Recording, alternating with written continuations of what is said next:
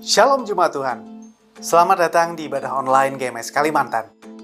Dan kami ucapkan welcome home buat Anda yang baru pertama kali beribadah di GMS Kalimantan. Kami juga rindu untuk mengajak Anda untuk bergabung di dalam Connect Group, sebuah komunitas rohani tempat di mana kita digembalakan, dimuridkan dan mengalami transformasi kehidupan.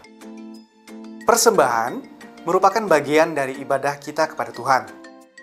Persembahan dapat dilakukan via transfer ke nomor rekening gereja lokal tempat di mana Anda digembalakan dengan nomor rekening yang tertera di layar Anda. Permohonan doa dapat Anda masukkan ke dalam kolom komentar yang tersedia, dan tim kami akan berdoa untuk Anda. Jangan lupa untuk like, share, dan subscribe channel YouTube GMS Kalimantan agar Anda mendapatkan notifikasi untuk konten-konten terbaru dari channel YouTube kami. Mari saudara, kita persiapkan diri kita untuk mengikuti ibadah yang ada. Anda bisa mencari tempat yang terbaik agar Anda bisa fokus untuk mengikuti ibadah dari awal hingga selesai. Mari kita berdoa. Tuhan Yesus, kami mau beribadah untuk hari ini.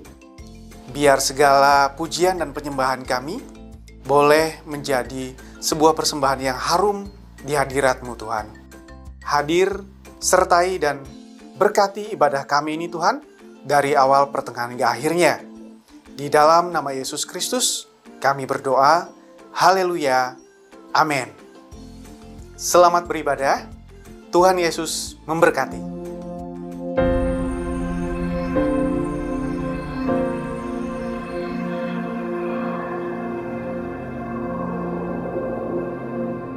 Orang yang suka memuji akan kuat roh doanya. Orang yang berdoa pasti berakhir memuji. Karena Allah bertata di atas pujian. Siapa memuji, Allah mengatasi hidupnya.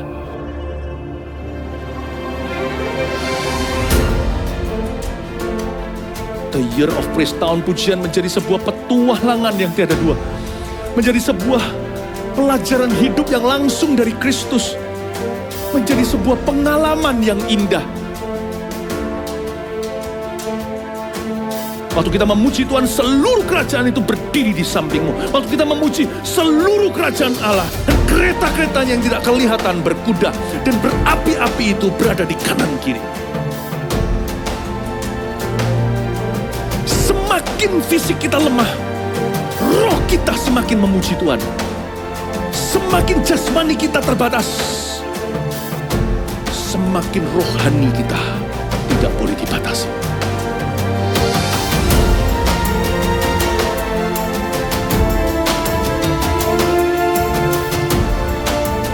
Welcome to the Year of Praise and Provision. Mari kita mengizinkan Tuhan merajut rancangan yang belum pernah kita bayangkan.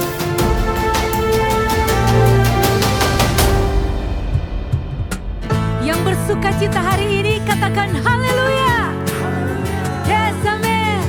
Mari kita tepuk tangan bagi Tuhan.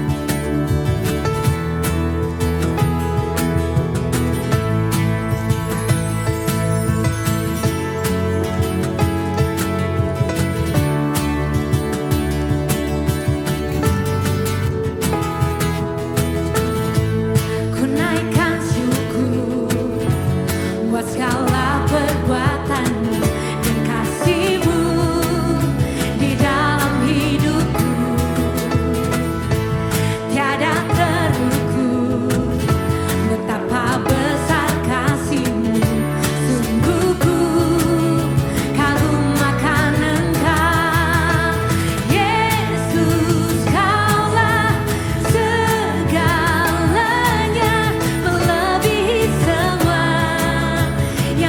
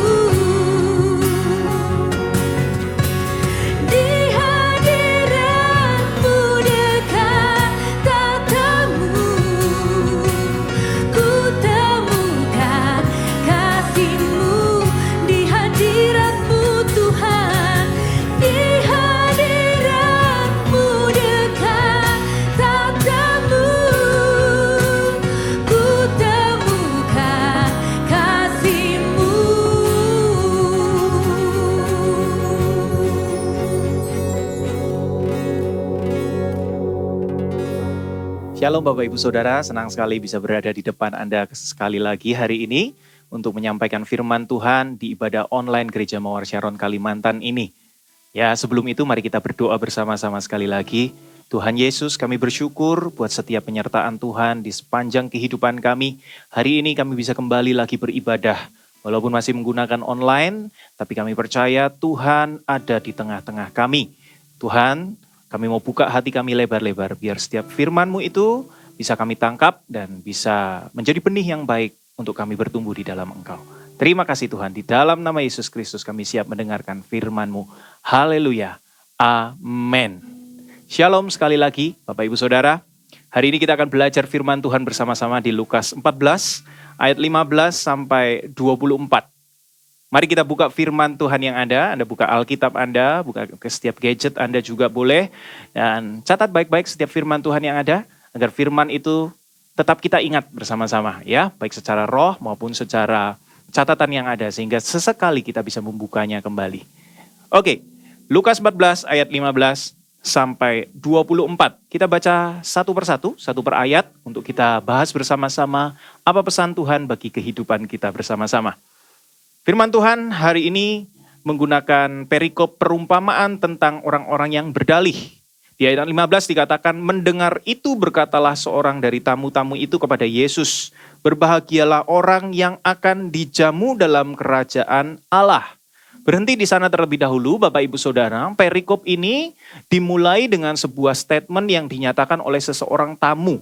Pada saat itu Tuhan Yesus sedang berbicara, atau pada saat itu Tuhan Yesus sedang diundang dalam satu rumah pemimpin dari orang-orang Farisi. Mereka berkumpul untuk makan bersama dan mereka memperhatikan setiap detail apa yang Tuhan katakan, Tuhan Yesus katakan, dan apa yang Tuhan Yesus ajarkan pada saat itu. Yang kita ketahui orang-orang Farisi ataupun pemimpin-pemimpinnya adalah sebagian besar adalah orang-orang yang mereka tidak percaya bahwa Yesus itu adalah juru selamat. Mereka adalah orang-orang pemuka-pemuka agama yang suka menunjukkan atau menonjolkan dirinya dan mereka sangat menekankan diri mereka pada sebuah liturgi agama atau sebuah tradisi, dan mereka juga menganggap diri mereka adalah orang-orang dalam sebuah golongan yang paling hebat karena mereka berpikir mereka adalah orang-orang yang dipilih oleh Tuhan. Bangsa yang dipilih oleh Tuhan. Nah, selanjutnya Bapak Ibu Saudara, ayat ini mengatakan sebuah statement yang menarik sekali, sebuah pernyataan yang menarik sekali. Berbahagialah orang yang akan dijamu di dalam kerajaan Allah. Tuhan Yesus tidak menyangkal, Tuhan Yesus tidak menyanggah, dan Tuhan Yesus tidak melarang sebuah pernyataan ini. Karena memang ini adalah sebuah pernyataan yang baik. Karena kita perlu berbahagia kalau menjadi orang yang dijamu dalam kerajaan Allah. Dijamu di dalam sebuah kerajaan Allah itu adalah hal yang sangat-sangat berbahagia. Bahkan itu adalah kebahagiaan yang tidak bisa digantikan dengan kebahagiaan apapun di muka bumi ini. Ya. Nah, Tuhan Yesus menyatakan hal itu dan tapi lebih memberikan sebuah statement tambahan sebenarnya untuk mengkoreksi, karena pernyataan ini sebenarnya benar, bukan pernyataan yang dikoreksi, tapi mengkoreksi siapa yang menyatakannya, yaitu orang-orang Farisi yang pada saat mereka makan bersama-sama itu, mereka adalah orang-orang yang mencari kehormatan, sehingga kalau Anda buka di ayat yang ke-7, mereka berusaha menduduki tempat-tempat kehormatan. Nah, mereka berpikir, kalau berbicara tentang kerajaan Allah, dijamu oleh kerajaan Allah, merekalah orang-orang yang utama yang akan berada di tempat itu. Nah, di perumpamaan ini, di ayat-ayat selanjutnya yang akan kita baca ini, Bapak Ibu Saudara, ini bicara tentang perumpamaan tentang orang-orang yang berdalih. Ini adalah sebuah pernyataan Tuhan Yesus untuk mengkoreksi mereka ini. Ya, apa itu kita lanjutkan di ayat berikutnya, Bapak Ibu Saudara, di ayat ke-16 berkata seperti ini. Tetapi Yesus berkata kepadanya, ada seorang mengadakan perjamuan besar dan ia mengundang banyak orang. Ya, kata seseorang harus ditekankan di sana karena kalau Anda baca di Matius 22 ayat 1 sampai 10, ini adalah sebuah perikop yang sama sebenarnya, tapi ditulis dengan cara yang berbeda dengan orang yang berbeda. Matius 22 ayat 1 sampai 10 ini adalah ayat paralel dari Lukas 14 ayat 15 sampai 24 dan di sana dinyatakan seseorang itu dikatakan adalah seorang raja yang berkuasa di atas kerajaannya tersebut. Ya, harus ditekankan dulu di sana karena nanti kita akan tahu apa yang menjadi pesan Tuhan di sana. Lalu selanjutnya di ayat ke-17 berkata, menjelang perjamuan itu dimulai, ia menyuruh hambanya mengatakan kepada para undangan, marilah sebab segala sesuatu sudah siap. Jadi suatu saat Tuhan Yesus menceritakan bahwa ada sebuah perjamuan yang besar yang diadakan oleh seorang tuan. Dan kalau tadi saya tekankan, tuan itu juga bicara tentang seorang raja di dalam sebuah kerajaan. Orang yang sangat berkuasa. Dan orang tersebut memberikan sebuah undangan kepada orang-orang lain atau kepada tamu-tamunya.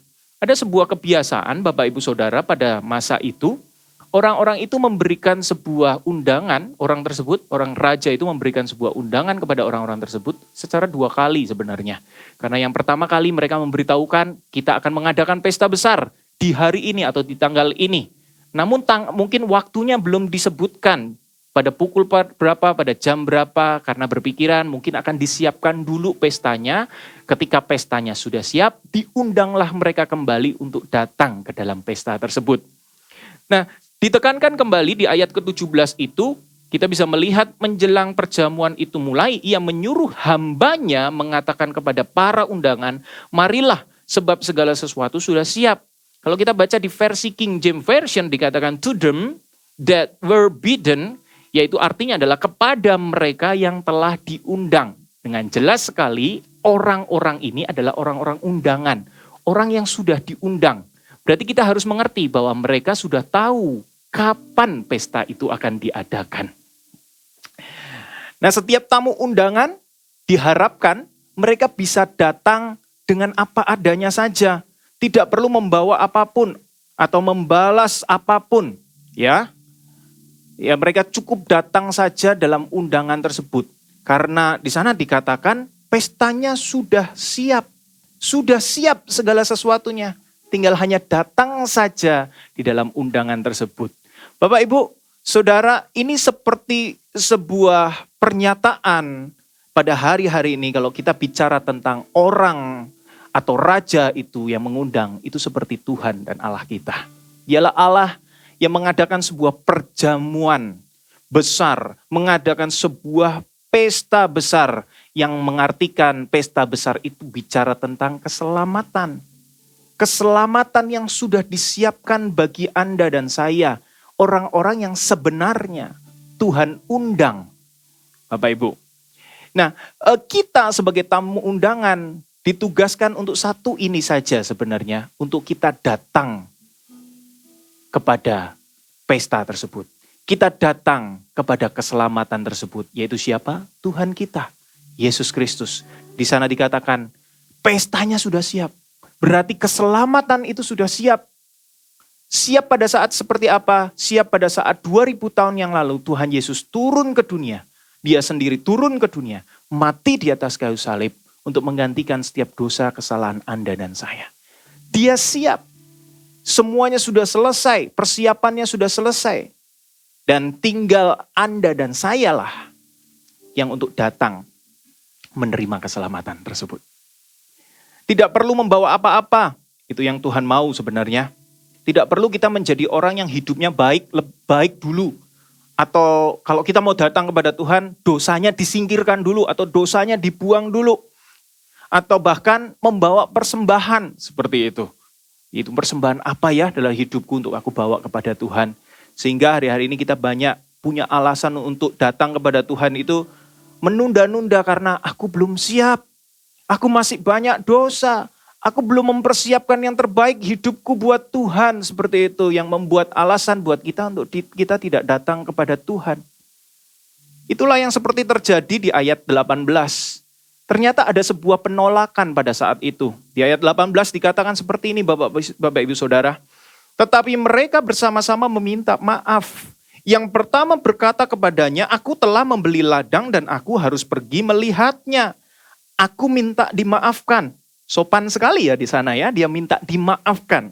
Ayat 19, yang lain berkata, aku telah membeli 5 pasang lembu kebiri dan aku harus pergi mencobanya. Aku minta dimaafkan. Ayat ke-20, yang lain lagi berkata, aku baru kawin dan karena itu aku tidak dapat datang. Bapak Ibu Saudara, ternyata terjadi sebuah penolakan di sana. Ada orang-orang yang diundang dengan jelas, dengan nyata-nyata 2 kali. Pertama kali sudah disebarkan undangannya. Lalu undangan yang kedua, ketika tuannya mengirimkan hamba-hambanya dan berkata, sudah siap pestanya, tinggal datang saja. Ternyata orang-orang tersebut menolak. Ada yang halus, ada yang sopan. Tadi dikatakan, minta maaf, saya nggak bisa datang. Yang pertama dikatakan, saya nggak bisa datang karena saya sudah membeli ladang nih. Saya ada ladang, saya harus melihatnya, pergi melihatnya. Maafkan saya. Lalu yang kedua ada orang-orang yang membeli lembu. Ya, maafkan saya. Lalu yang orang-orang yang ketiga, kalau yang kedua tadi mungkin sedikit sopan, yang ketiga ini sudah mulai tidak sopan ini. Dia berkata, aku baru kawin. Ya, aku tidak bisa datang tanpa kata maaf. Bapak Ibu Saudara, kembali lagi ke ayat Matius. Di kitab Matius, kitab paralelnya berkata seperti ini. Bahkan ada orang-orang yang ketika utusan tuannya, utusan rajanya itu datang, hamba-hambanya itu datang, dia siksa dan dia bunuh. Bukan hanya menolak, tapi dia menyiksa dan membunuh hamba-hamba yang dikirim oleh raja tersebut. Sungguh ironi di sana Bapak Ibu Saudara, ada orang-orang yang menolak mentah-mentah undangan yang diberikan oleh seorang raja dalam kehidupannya. Ya, ada yang sopan dan ada yang sopan dan bahkan ada yang membunuh hambanya tersebut. Sebenarnya alasan-alasan yang dinyatakan ya, itu bukanlah sebuah alasan yang jahat atau alasan-alasan yang dengan dosa atau berdosa. Tidak. Membeli ladang, mengerjakan ladang, membeli lembu, atau baru menikah seperti itu bukan hal yang berdosa. Tapi semua alasan tersebut itu bisa menghalangi orang-orang tersebut untuk menerima berkat yang terbaik. Karena apa? Karena mereka salah prioritas dalam kehidupan mereka. Demikian juga dalam kehidupan kita semua Bapak Ibu Saudara. Kehidupan di masa ini bisa menjadi sebuah pelajaran buat kita. Ya, kehidupan kerohanian kita khususnya. Kalau tadi bicara tentang membeli ladang, kalau kita bisa telaah lebih lagi, kita renungkan lagi, ini bicara tentang sebuah kepemilikan. Apa yang kita miliki, harta benda yang kita miliki hari ini. Lalu yang kedua, lembu, itu berbicara tentang pekerjaan, bisnis. Ya, lembu pada saat itu digunakan untuk membajak sawah atau mengerjakan sesuatu tentang pertanian. Ini mengartikan sebuah pekerjaan atau bisnis dalam kehidupan kita. Baru kawin, ini bicara tentang apa? Pernikahan. Bicara tentang keluarga Bapak Ibu. Ini bukan hal yang berdosa. Bukan hal dosa. Memiliki harta benda, menjadi seorang yang kaya dengan harta benda, tidak ada yang salah. Lalu menjadi orang yang memiliki pekerjaan, mengerjakan pekerjaan dan bisnisnya dengan rajin, tidak ada yang salah, itu baik adanya. Atau orang-orang yang bertanggung jawab dengan keluarganya, mereka orang-orang yang sungguh mencintai keluarganya, istrinya, suaminya, atau anak-anaknya, salah atau tidak? Tidak ada yang salah Bapak Ibu Saudara. Tetapi apabila hal-hal tersebut berada di atas prioritas yang utama, yaitu perkara kerajaan surga, hal-hal rohani, relationship kita bersama dengan Tuhan. Bukankah raja itu ketika mengundang tamu-tamu tersebut, satu tujuannya membangun sebuah hubungan dengan orang tamu-tamu tersebut? Demikian juga Tuhan dan Allah kita. Tuhan mengundang Anda dan saya, memanggil Anda dan saya untuk masuk di dalam kerajaan surga. Hal-hal kerajaan surga hari ini, mungkin kita belum masuk secara langsung di kerajaan surga karena kita masih hidup di dunia. Tapi Tuhan mau ajak kita masuk ke dalam sebuah relationship dengan Dia.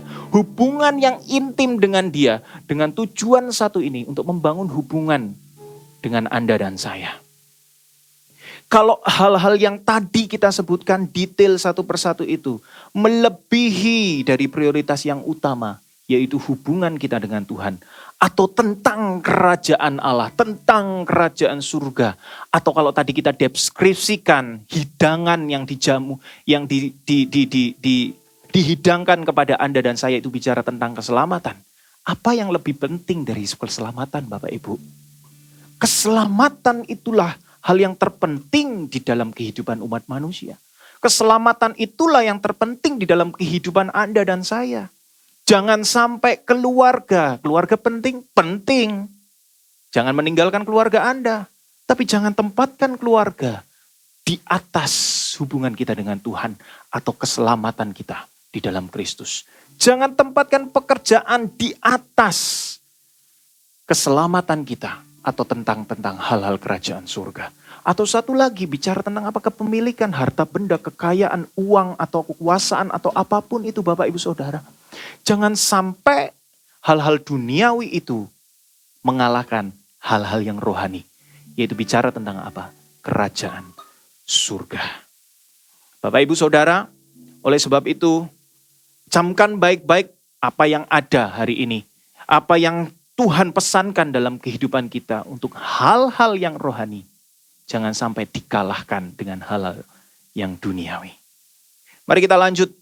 Kita lanjutkan lagi apa yang menjadi penekanan dari firman Tuhan ini.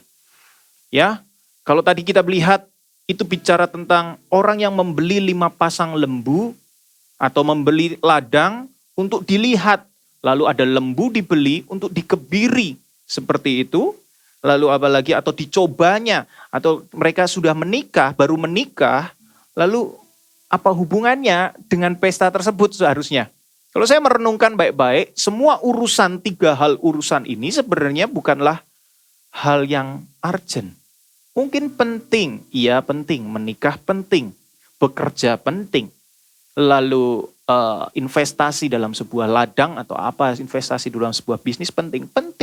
Tapi kalau kita bicara tentang urgensinya, mendesaknya pada saat itu sebenarnya tidaklah mendesak Bapak Ibu. Ya. Nah kalau tadi kita dengarkan lagi, kita selidiki lagi, sebenarnya undangan itu diberikan sudah jauh-jauh hari. Oh sebenarnya orang-orang tersebut sudah ngerti, ini undangan penting dari seorang raja, seorang tuan yang berkuasa, harinya sudah tahu, tapi tetap saja membuat alasan di hari hanya. Sudah terlihat sekali, alasan sebenarnya mereka adalah orang-orang yang tidak menghargai pesta tersebut. Mereka lebih mengutamakan hal-hal duniawi, harta benda mereka, pekerjaan mereka, kekuasaan mereka, keluarga mereka yang mereka anggap itu bisa menjadi sebuah kebahagiaan di dalam kehidupannya. Dan bahkan pikiran mereka dipenuhi dengan hal-hal tersebut. Sehingga tidak ada ruang sedikit pun untuk memikirkan hal-hal rohani atau hal-hal kerajaan surga atau pesta raja tersebut. Tidak sedikit pun ada ruang untuk mereka memikirkan tersebut. Jangan-jangan datang, mikirkan saja, tidak Bapak Ibu. Ya. Nah alasan sebenarnya jelas sekali mereka tidak menghargai pesta tersebut. Dan sama saja kalau kita tahu itu alasannya. Orang yang tidak menghargai pesta tersebut, mereka tidak menghargai orang yang mengadakan pesta tersebut. Saya mau jelaskan lebih detail dalam hal ini. Bapak Ibu, kalau tadi saya bilang tuan ini di Matius disebutkan adalah seorang raja. Dalam sebuah kerajaan pada masa lalu ataupun masa sekarang sih sebenarnya ya. Tapi kerajaan itu lebih eksis di masa lalu. Raja itu dianggap seorang penguasa yang absolut, Bapak Ibu. Penguasa yang absolut. Jadi di mana perintah raja itu menjadi undang-undang. Dan siapapun yang menolak perintah raja, sudah pasti itu akan mengandung sebuah arti penolakan dan peperangan atau sebuah hukuman yang menanti di dalam kehidupan orang-orang tersebut. Dan dalam sebuah kerajaan biasanya rakyat adalah milik raja. Karena semua kerajaan itu adalah kepemilikan raja. Dan sebenarnya apa yang terjadi di dalam kerajaan tersebut, apapun yang ada di dalam kerajaan tersebut adalah milik raja yang dianugerahkan kepada rakyatnya tersebut. Coba kita aplikasikan dalam kehidupan kita hari ini. Bukankah itu bicara tentang kerajaan surga itu seperti itu? Bukankah itu bicara sebuah panggilan atau undangan itu seperti itu di dalam kehidupan kita? Bapak Ibu, apa yang kita miliki hari ini di dunia ini? Keluarga, bisnis, harta benda semuanya, kekayaan itu. Bukankah itu anugerah dari Tuhan? Berkat dari Tuhan yang diberikan di dalam kehidupan Anda dan saya. Sebenarnya itu kepemilikan Tuhan dan Allah kita. Tapi ironis, kalau kita membuat itu menjadi prioritas utama dan membuat siapa yang menganugerahkan, siapa yang memilikinya, itu di prioritas yang terakhir. Bahkan mungkin ada orang-orang yang tidak memprioritaskannya sama sekali. Karena mereka berpikir itu hal yang tidak penting. Yang terpenting adalah bagaimana aku mengejar kekayaan, mengejar bisnis, kekuasaan, dan keluargaku dibahagiakan. Tidak ada yang salah sebenarnya, seperti tadi kita bahas. Tapi kalau posisinya salah, itu semua menjadi salah di dalam kehidupan kita, Bapak Ibu. Nah, sebuah undangan untuk mengerjakan pekerjaan surga ini, sebuah undangan untuk menerima keselamatan dan mengerjakan keselamatan tersebut, itu bicara juga tentang mengabarkan Injil keselamatan, adalah sebuah undangan yang mulia Bapak Ibu. Yang sebenarnya jangan sampai kita lewatkan. Karena hal tersebut, kalau sampai kita lewatkan, ada beberapa konsekuensi, ada sebuah pernyataan yang dari Tuhan yang akan diberikan kepada kehidupan kita sebagai orang-orang undangan tersebut. Coba lihat bersama-sama dengan saya di ayat 21 dikatakan seperti ini. Maka kembalilah hamba itu dan menyampaikan semuanya itu kepada tuannya. Lalu murkalah tuan rumah itu dan berkata kepada hambanya, pergilah dengan segera ke segala jalan dan lorong kota dan bawalah kemari orang-orang miskin dan orang-orang cacat dan orang-orang buta dan orang-orang lumpuh. Catat yang pertama, ketika kita melewatkan atau ketika kita menyampingkan panggilan Tuhan atau membuat prioritas hal-hal rohani itu di nomor kesekian, Bapak Ibu, yang pertama, itu akan membawa murka Allah. Itu akan membuat murka dari tuan tersebut atau raja tersebut. Karena ketika kita menolak panggilannya, kita menolak undangannya, bukankah kita juga menolak siapa yang mengundangnya? Demikianlah Tuhan Allah kita hari ini, Dia memanggil Anda dan saya. Bukan hanya menerima keselamatan, tapi kerjakan keselamatannya. Bukan hanya mengerjakan keselamatannya, tapi kabarkanlah Injil keselamatan itu. Bukankah itu amanat agung di dalam kehidupan Anda dan saya? Dan ketika kita menolaknya, di sana membawa murka Allah. Buka bersama dengan saya Yohanes 3 ayat 36. Buka di Yohanes 3 ayat 36, saya bacakan kepada Anda. Barang siapa percaya kepada anak, ia beroleh hidup yang kekal. Tetapi barang siapa tidak taat kepada anak, ia tidak akan melihat hidup, melainkan murka Allah telah ada di atasnya. Bapak Ibu, saudara-saudariku yang dikasihi oleh Tuhan, keselamatan itu penting. Karena inilah proyek Tuhan sendiri. Ya, Dia turun ke dunia untuk menyelamatkan umat manusia yang berdosa. Ya, ingat baik-baik. Sejak kita lahir pun kita sudah membawa gen dosa tersebut. Kita turun-temurun dari seseorang manusia pertama yaitu Adam dan Hawa. Keberdosaan Adam membawa dosa turunan buat kehidupan kita. Tapi lebih dari itu juga, siapa di sini yang tidak pernah berdosa? Anda dan saya semua berdosa. Dan itu sebenarnya membawa murka Allah. Dan Tuhan sendiri, walaupun Dia murka karena Dia mengasihi kehidupan Anda dan saya, Dia turun ke dunia untuk menyelamatkan Anda dan saya. Menggantikan hukumannya itu dengan dirinya sendiri. Kalau sampai kita menolak keselamatan tersebut, bukankah itu akan menambahkan murka Allah di dalam kehidupan kita? Bapak Ibu Saudara, saya tidak mengancam, tapi inilah firman Tuhan. Tuhan tahu betapa pentingnya proyek ini. Tuhan betapa Dia tahu bagaimana proyek keselamatan itu sangat penting. Oleh sebab itu Tuhan perintahkan kepada kita dan mengundang kita dengan sungguh-sungguh, Bapak Ibu. Mari kita baca selanjutnya. Di ayat 24 dikatakan seperti ini, kita loncat dulu di ayat 24.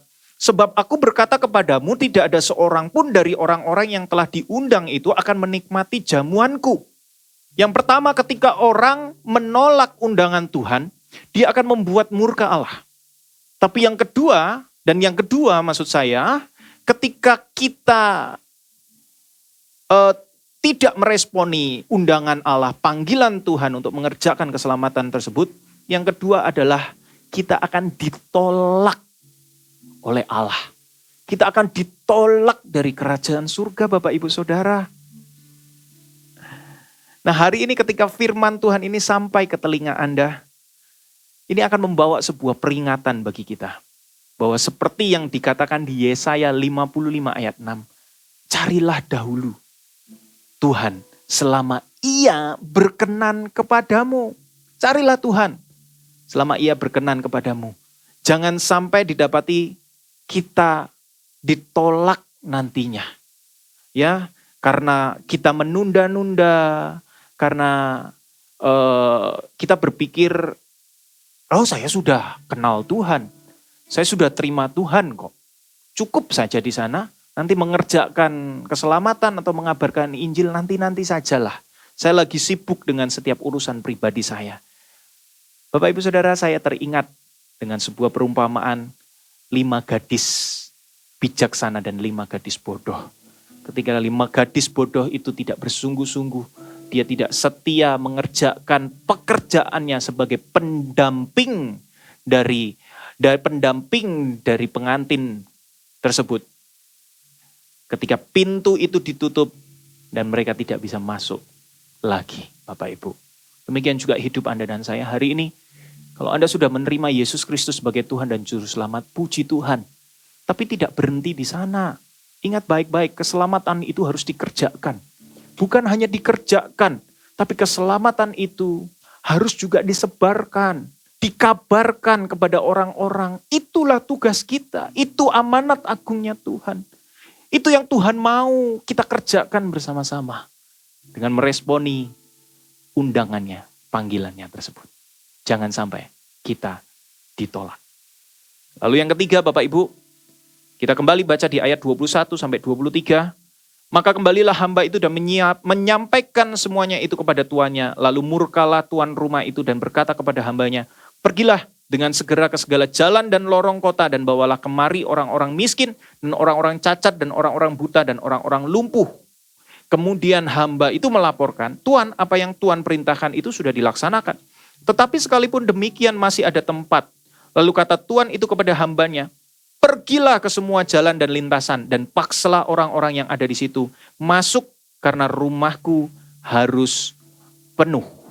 Bapak Ibu, terlihat jelas di sana firman Tuhan ini dengan jelas dikatakan, yang pertama kalau kita menolak panggilan Tuhan atau undangan Tuhan, yang pertama itu akan membawa murka Allah. Yang kedua, kita akan ditolak dari perjamuan itu sendiri. Lalu yang ketiga, dengan jelas dikatakan akan digantikan. Keselamatan sudah dilaksanakan, keselamatan sudah dilakukan, proyek keselamatan sudah selesai. Ketika Tuhan Yesus mati di atas kayu salib, dia katakan sudah selesai. Jamuannya sudah disiapkan dengan jelas dan sudah selesai, semuanya sempurna. Dan jamuan itu tidak bisa digagalkan, tidak bisa digugurkan. Maka oleh sebab itu, walaupun orang-orang yang sebenarnya diundang secara spesifik, secara khusus untuk menikmati perjamuan itu, untuk menerima keselamatan tersebut, tidak mau datang, maka tetap ada orang-orang yang akan menggantikan orang-orang tersebut, Bapak Ibu. Saya jelaskan sedikit dalam hal ini. Pada masa kini, Bapak Ibu, pada masa itu, mohon maaf, tadi dikatakan di awal perikop ini kita sedikit membahas, pada saat itu Tuhan Yesus berbicara kepada siapa? Kepada pemimpin-pemimpin orang Farisi. Mereka adalah orang-orang Israel sebenarnya, keturunan Israel, orang-orang Yahudi. Yang memang sebenarnya mereka adalah bangsa pilihan Allah. Namun mereka menjadi sombong, mereka menjadi merasa superior dengan golongan mereka. Dan mereka meremehkan golongan yang lain atau bangsa lain. Mereka beranggapan bahwa mereka adalah bangsa pilihan Allah. Dan mereka lah satu-satunya orang, satu-satunya golongan, satu-satunya bangsa yang akan diselamatkan. Namun mereka sendiri menolak juru selamat itu, yaitu Yesus Kristus, Tuhan tersebut. Dan disinilah Tuhan katakan ketika orang-orang yang seperti itu ditolak, Tuhan menggantikannya dengan orang-orang miskin, orang-orang cacat di sana ditulis, orang-orang yang buta, orang-orang yang lumpuh, orang-orang yang dianggap tidak penting, orang-orang yang disingkirkan, orang-orang yang tanda kutip mungkin mereka adalah orang-orang yang berdosa seperti itu Bapak Ibu Saudara, dan tidak memiliki kontribusi apa-apa di negara atau di kerajaan tersebut. Namun mereka tetap menjadi orang-orang yang diundang juga oleh Tuhan. Di sini mengartikan seperti apa Bapak Ibu? Tuhan mau mengatakan dengan jelas sebenarnya kepada orang-orang Farisi tersebut. Ketika engkau tidak mau Tuhan undang, Tuhan sudah bisa menggantikan mereka dengan orang-orang non-Yahudi, non-Israel pada saat itu juga. Hal ini juga bicara tentang hari-hari ini dalam kehidupan kita. Jangan didapati kita menjadi orang-orang yang seperti itu pada masa-masa kini, ya. Kita jangan sampai menjadi orang-orang yang sama seperti orang-orang Farisi tersebut. Mungkin kita sudah jadi orang Kristen, kita sudah kenal Tuhan, kita sudah tanda kutip mungkin kita sudah melayani Tuhan seperti itu, pergi gereja rajin, melayani Tuhan. Namun kita tidak pernah benar-benar meresponi undangan Tuhan atau panggilan Tuhan. Loh Pak, saya sudah terima keselamatan. Bapak Ibu, keselamatan tidak hanya berhenti ketika Anda menerima keselamatan. Buktinya hari ini kita masih hidup di dunia ini. Karena ada tugas penting, ada sebuah amanat penting buat kehidupan Anda dan saya orang-orang yang percaya. Yaitu mengerjakan keselamatan itu. Dan mengabarkan berita keselamatan itu kepada orang-orang di luar sana. Bapak Ibu, jangan seperti orang-orang Farisi yang mereka menyimpan sendiri Tuhan itu, Allah itu dalam kehidupannya. Padahal mereka tidak mengerti kalau Tuhan itu sudah turun menjadi manusia, yaitu Yesus Kristus yang menyelamatkan kehidupan setiap umat manusia.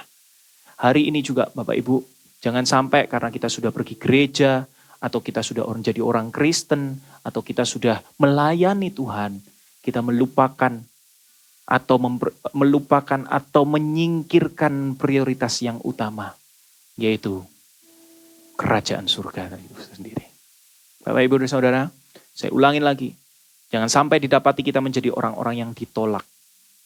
Ya, karena kita salah prioritas. Kita mengutamakan hal-hal dunia di atas hal-hal rohani. Yaitu hubungan kita dengan Tuhan. Dan perintahnya untuk mengabarkan Injil Kerajaan Surga. Jangan sampai kita didapati menjadi orang-orang yang ditolak. Dan satu saat kita melihat orang-orang yang kita pikir orang-orang jahat lah, orang-orang berdosa, orang-orang yang sukanya menyangkal Tuhan, orang-orang penjahat, pendosa di luar sana yang kita pikir mana mungkin mereka dipakai oleh Tuhan. Tapi ternyata mereka menjadi orang-orang satu saat dipakai oleh Tuhan secara luar biasa. Mereka dipakai oleh Tuhan dan merekalah yang someday satu saat mereka akan ada di dalam kerajaan surga. Diterima di dalam perjamuan yang luar biasa di kerajaan surga tersebut. Dan kita menjadi orang-orang yang ditolak. Dan kita menjadi orang-orang yang digantikan dengan orang-orang tersebut. Oleh sebab itu, Bapak Ibu Saudara, saya rindu mengambil sebuah 3 poin bagi kita semua untuk kita jadikan pelajaran buat kita. Yang pertama Bapak Ibu, sadari setiap yang ada di dalam kehidupan kita adalah berkat yang dari Tuhan. Apapun itu, harta benda, pekerjaan, usaha, jabatan, bahkan keluarga, suami, istri, dan anak-anak kita, itu adalah berkat yang dari Tuhan. Oleh sebab itu syukuri dan kerjakan yang terbaik di sana. Tetap kerjakan yang terbaik karena itu berkat dari Tuhan. Oleh sebab itu kerjakan yang terbaik. Namun yang kedua ini jangan lupa siapa yang memberkati. Ya, siapa yang memberkati itu jangan dilupakan. Dan itu yang harus menjadi prioritas kita, hidup kita, yaitu Allah itu sendiri. Yang pertama, sadari setiap yang ada di dalam kehidupan kita adalah berkat Tuhan. Kerjakan yang terbaik, syukuri dan kerjakan. Lalu yang kedua, kita harus tahu siapa memberkati itu dan jadikanlah dia tempat pertama. Prioritas di dalam kehidupan kita. Saya percaya orang-orang yang memprioritaskan Tuhan di dalam kehidupannya, ya, dia tidak akan meninggalkan kehidupannya yang diberkati oleh Tuhan tersebut. Ya, jangan salah kalau saya bicara untuk ayo ikut Tuhan sungguh-sungguh, prioritaskan Tuhan sungguh-sungguh, itu saya mengajak Anda untuk menjadi seorang full timer atau pendeta. Kalau memang itu panggilan Tuhan jelas dalam kehidupan Anda, lakukan. Tapi kalau memang tidak, kerjakan yang terbaik. Anda menjadi seorang pengusaha, bisnismen, keluarga, ibu rumah tangga yang terbaik. Karena Anda tahu semua itu berkat dari Tuhan. Dan Anda tahu semua yang Anda lakukan itu untuk mempermuliakan nama Tuhan. Jadi jelas sekali sebenarnya orang-orang yang memprioritaskan Tuhan. Mereka pasti mengerjakan bagiannya dengan yang terbaik malahan. Amin. Bapak Ibu Saudara, lalu yang ketiga saya serindu untuk berikan kepada kita bersama-sama untuk pelajaran buat kita. Bukan hanya memprioritaskan Tuhan di dalam kehidupan kita. Namun yang ketiga, libatkanlah Tuhan di dalam setiap lini kehidupan kita. Soalnya kalau kita hanya sekedar mengerjakan sendiri pekerjaan kita, atau bahkan pekerjaan Tuhan, pelayanan kita, atau panggilan Tuhan, kita kerjakan sendiri. Satu saat, satu titik, itu akan hanya menjadi beban bagi kehidupan kita. Dan beban itu semakin hari akan semakin berat. Karena memang iya, itu pekerjaan surga. Pekerjaan Tuhan yang besar, manusia mana mampu. Oleh sebab itu libatkan Tuhan dalam kehidupan kita. Mengerjakan apapun, paling yang utama adalah mengerjakan keselamatan dan mengabarkan Injil. Libatkanlah Tuhan. Setiap hari, setiap saat berdoa, minta Tuhan beri kekuatan.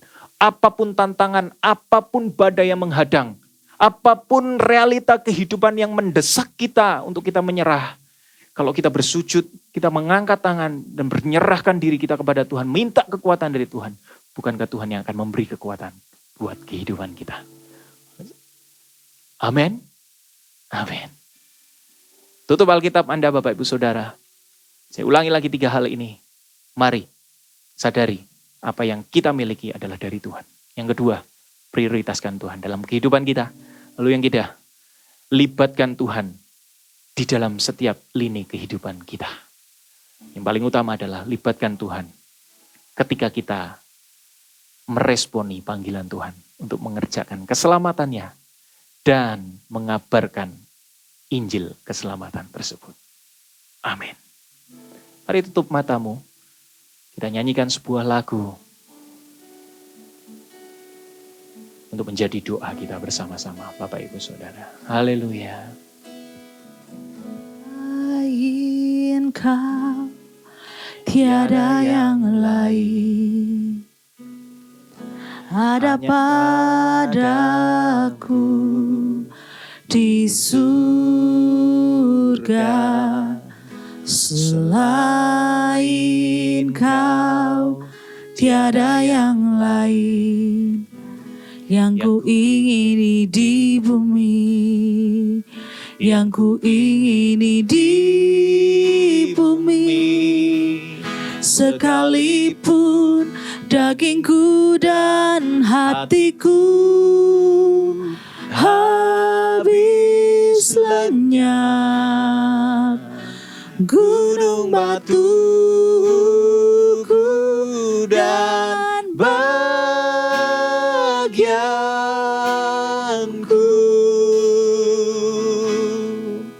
tetaplah Allah selama-lamanya.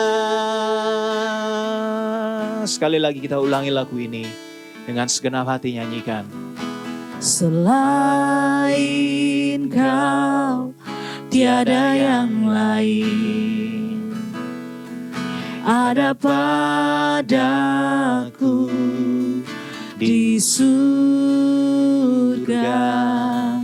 Selain Kau, tiada yang lain. Yang ku ingini di bumi, yang ku ingini di bumi. sekalipun dagingku dan hatiku habis lenyap, gunung batuku dan bagianku,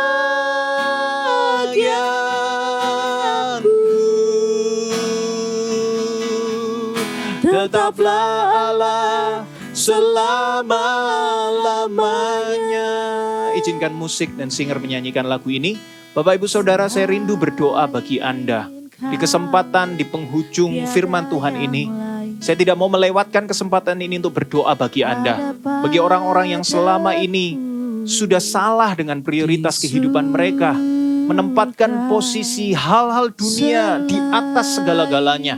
Apapun itu, bahkan keluargamu, bahkan pekerjaanmu, bahkan harta bendamu, apapun itu. Seperti tadi kita belajar dari firman Tuhan, tidak ada yang salah dengan itu. Untuk mengerjakan memang harus kita kerjakan yang terbaik karena itu berkat yang dari Tuhan. Tapi yang salah adalah ketika kita menempatkan mereka itu di atas hal-hal rohani, hal-hal kerajaan surga. Itu yang salah Bapak Ibu. Karena kita harus tahu dari mana kita berasal. Dan kemana akhirnya nanti kita akan kembali. Yaitu kerajaan surga. Kita anak-anak kerajaan surga. Kita orang-orang percaya adalah orang-orang yang sudah ditebus dengan darah Kristus. Oleh sebab itu, mari terimalah keselamatan yang pertama. Kalau engkau belum menerima Yesus Kristus sebagai Tuhan dan Juru Selamatmu. Dan yang kedua, bagi orang-orang yang mungkin sudah lama percaya Tuhan, melayani atau pergi gereja dengan rutin, tapi hari-hari ini Anda sudah membuat posisi Tuhan itu di nomor kedua, ketiga, keempat, kelima, dan kesekian. Bahkan tidak ada prioritas itu dalam kehidupan Anda. Sedikit pun ruang tidak ada. Ini saatnya ketika firman Tuhan ini dinyatakan dalam kehidupan Anda. Anda mendengarkan firman Tuhan ini. Tuhan berarti memberikan kesempatan yang kedua buat Anda. Dan anggaplah ini kesempatan yang terakhir. Jangan sampai kita didapati jadi orang-orang, bilangan orang yang ditolak oleh kerajaan surga. Bahkan kita akan digantikan dengan orang-orang yang baru. Yang terdahulu menjadi terkemudian, yang terkemudian menjadi terdahulu. Hari ini Bapak Ibu Saudara, mari kembali kepada prioritas kita. Mengerjakan keselamatan dan mengabarkan keselamatan tersebut. Jika itu Anda orangnya, baik nomor yang pertama yang belum menerima keselamatan atau yang kedua, yang sudah menerima keselamatan, tapi membuat prioritasnya berbalik-balik. Angkat tanganmu dimanapun engkau berada. Jangan malu. Toh Anda berada di rumah Anda sendiri. Jangan malu, angkat tanganmu. Ini urusan Anda dengan Tuhan, bukan dengan saya. Saya hanyalah hambanya. Andalah yang berurusan, Andalah yang dipanggil secara langsung oleh Tuhan hari ini juga. Engkau yang belum menerima keselamatan, belum pernah mengenal Yesus Kristus sebagai Tuhan dan Juru Selamat, dan menerima Dia dengan sungguh-sungguh. Terima Yesus Kristus. Dia menyelamatkan kehidupanmu. Dia yang mati di atas kayu salib. Menggantikan setiap dosa dan kesalahanmu. Dan bangkit di hari ketiga. Dia hidup untuk mempersiapkan tempat yang terbaik di surga sana untuk kehidupan Anda. Terimalah Yesus Kristus Tuhan. Katakan dengan mulutmu. Katakan dengan hatimu melalui mulutmu. Katakan, ampuni aku Tuhan. Ampuni segala dosa dan kesalahanku. Hari ini aku mau menerima Engkau, mengakui Engkau sebagai Tuhan dan Juru Selamatmu. Dan hari ini aku menerimamu, menerima keselamatan itu. Dan aku percaya hari ini aku sudah diselamatkan. Haleluya, seluruh surga bersukacita ketika Anda menyatakan hal tersebut dengan sungguh-sungguh. Dan bagi orang-orang yang kedua, Bapak Ibu Saudara, engkau yang sudah mulai terbalik-balik antara urusan duniawi dan urusan surga. Apapun alasannya Bapak Ibu, apapun, bahkan bicara tentang kebutuhan jasmani yang paling primer, entah itu makan, entah itu minum. Karena di situasi hari-hari ini Anda mulai tertekan, Anda tidak tahu pekerjaan atau tidak memiliki uang lagi untuk makan, apapun itu. Tetap satu yang tetap harus kau prioritaskan, yaitu Tuhan dan Raja kita. Dialah Allah kita. Dari mana kita berasal dan dari kemana nanti kita akan berakhir, yaitu di kerajaan surga tersebut. Angkat tanganmu kembali. Di dalam nama Yesus Kristus, kembalilah, atur kembali prioritas kehidupanmu. Jangan sampai kau melewatkan perjamuan yang terbaik dalam kehidupanmu. Bahkan kebahagiaan yang terbaik itu, jangan sampai kau gantikan dengan kebahagiaan sesaat di dunia ini. Dengan setiap harta benda atau apapun itu. Karenalah dialah yang utama dalam kehidupan kita. Di dalam nama Tuhan Yesus Kristus yang berdoa. Haleluya, haleluya, haleluya. Amin. Semoga diberkati oleh firman Tuhan yang ada hari ini Bapak Ibu Saudara semuanya. Kita akan akhiri ibadah ini dengan berdoa berkat yang ada. Angkat tanganmu sekali lagi dimanapun Anda berada. Terimalah berkat Tuhan. Terimalah keselamatan yang dari Tuhan. Melalui anaknya yang tunggal yaitu Yesus Kristus yang mencintai Anda dan saya. Dimanapun Anda berada, Tuhan mengasihimu. Tuhan sudah menyelamatkanmu. Tinggal Anda menerima Dia sebagai Tuhan dan Juru Selamat. Dan jangan berhenti di situ, karena Roh Kudus akan menyertai engkau untuk bertumbuh dan mengerjakan keselamatan tersebut dan mengabarkan keselamatan itu ke seluruh penjuru bumi. Terima kasih Tuhan. Kami terima berkat damai sejahtera Allah di dalam kehidupan kami. Dalam nama Tuhan Yesus Kristus. Haleluya. Amin. Tuhan Yesus memberkati.